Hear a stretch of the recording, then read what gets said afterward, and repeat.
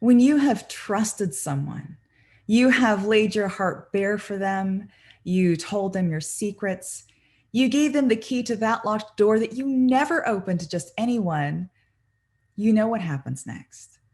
Betrayal. They stab you in the back, they break every promise, they ruin you. And sometimes you can't help but wonder whether this was their intention all along. Did they play you for a fool? Were they laughing behind your back this whole time? And so many stories go through your head like, I can't trust anyone. This always happens. How could I have been so stupid? You know what I mean? Yeah. I'm Amy Waterman. I am a love expert here at yourbrilliance.com. And in this video, I will tell you 3 truths about trust that can stop that shame spiral in your head. You have control over who you trust and how much you trust. Take back your power.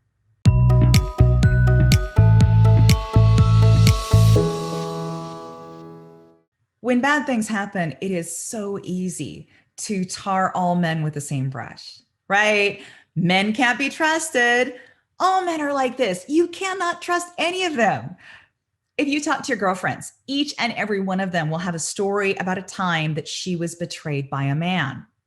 But here's the thing. Trust has nothing to do with gender. If you think back far enough, when was the first time that somebody betrayed you? I remember when I was in 6th grade and my best friend suddenly turned on me and I had no idea why. My worst childhood betrayals were all with other girls. Those trust issues start so young and it's just part of growing up. You learn that the way people are today isn't necessarily the way they'll be tomorrow. And you learn that people can be so nice to your face and so mean behind your back.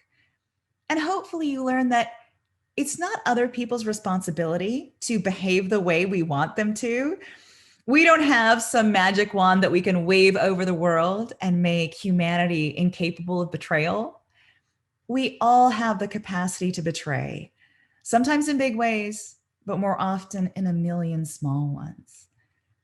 What we do have is the responsibility to choose our relationships. So it's up to us to be the best judge of character we can be. It's up to us to be responsible with our trust, knowing when to give and when to withhold. But we short circuit the whole thing when we make generalizations like men can't be trusted. There's no way that you can make the claim that certain genders or even certain races or certain nationalities are more trustworthy than others. So don't make any assumptions about trust until you do the work to get to know someone as an individual, and then trust them only as much as their behavior merits. Truth number 2 is trust is not protection. So what's the point of trust? Any ideas? Usually we assume that the point of trust is to keep us safe. So if you trust the right people and not the wrong people, then you will never get hurt. So it's like when we trust somebody, it's like we sign this contract that says, I trust you, and now you're never supposed to hurt me, right? It's like I'm giving you this precious thing, and in exchange, you have to honor that.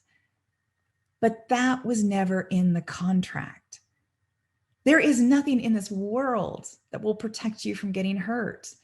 In fact, it's a rule that the person you love the most is the one with the capacity to hurt you the most. Being hurt is the price of being human. It's like Brené Brown says, you can't be vulnerable without risk, uncertainty, and emotional exposure.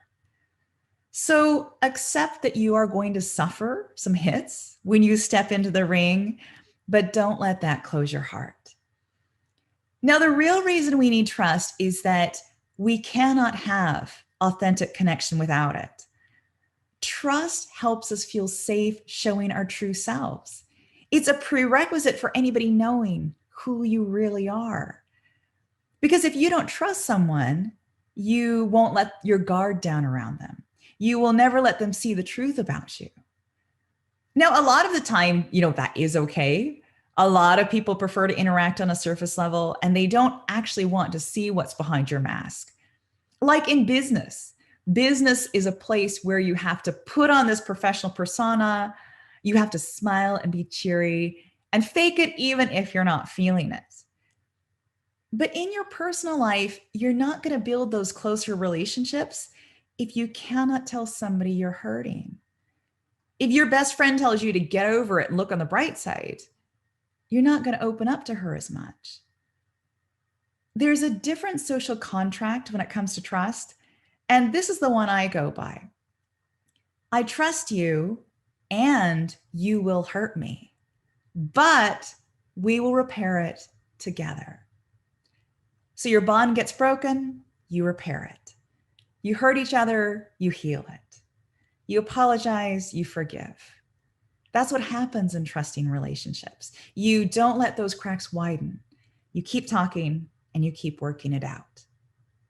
Truth number 3 is trust is not all or nothing. So either you trust somebody or you don't. Isn't that just how it works? There's a lot of pressure on us to trust somebody right away, especially when we're falling for someone. We feel guilty if we hold anything back. Have you ever had a guy tell you, "What, you don't trust me? Well, then you must not really love me then." That's manipulation. And in fact, it's probably a confession that this guy should not be trusted. A good guy would say, "I want to earn your trust. Show me how."